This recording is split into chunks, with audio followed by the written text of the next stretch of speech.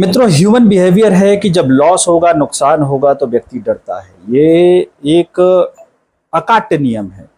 लेकिन कुछ ऐसे भी लोग होते हैं कि नुकसान होने के बाद भी मुस्कुराते रहते हैं, शुरुआत कर देते हैं, हर बार एक जीरो से हर बार एक नई शुरुआत कर लेते हैं।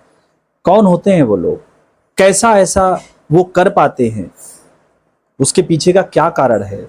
ये आपकी कुंडली बताएगी। आपकी कुंडली में ये चीजें इस चीज को स्पष्ट करती हैं। अगर आपकी कुंडली में जो 12वां घर है, 12वें घर का जो स्वामी है, सपोज आपकी कुंडली में 12वें घर पर 5 नंबर गिनती लिखी हुई है, यानी उसके स्वामी सूर्य है आपकी कुंडली में 6वें घर पर, 8वें घर पर या 12वें घर पर बैठे हुए हैं, तो ये बना रहे हैं आपकी कुंडली में विमल राजयोग। जीवन में कितनी से बड़ी समस्या आ जाती है, लेकिन फिर भी आप जीरो से शुरू कर लेते हैं। आप वही मुस्कुराहट के साथ आगे बढ़ते हैं।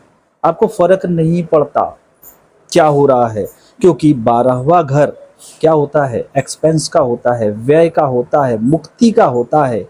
और जब इसका स्वामी इन त्रिक भावों में होता है या स्वयं 12वें घर पर होता है, तो वो मुक्त करने के लिए ही वहां पर आपको एक विचार दे रहा होता है।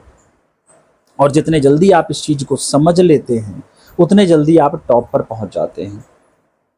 क्योंकि ये जो योग आपकी कुंडली में बना हुआ है, ये योग आपको मुक्त करने के लिए, बहुत सारी चीजें जिनका आप बैगेज लेकर चल रहे हैं, उस बैगेज को हटाने के लिए है।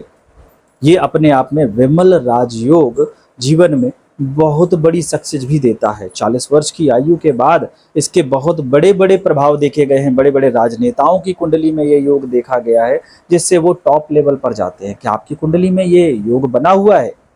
कमेंट करके बताएं। धन्यवाद।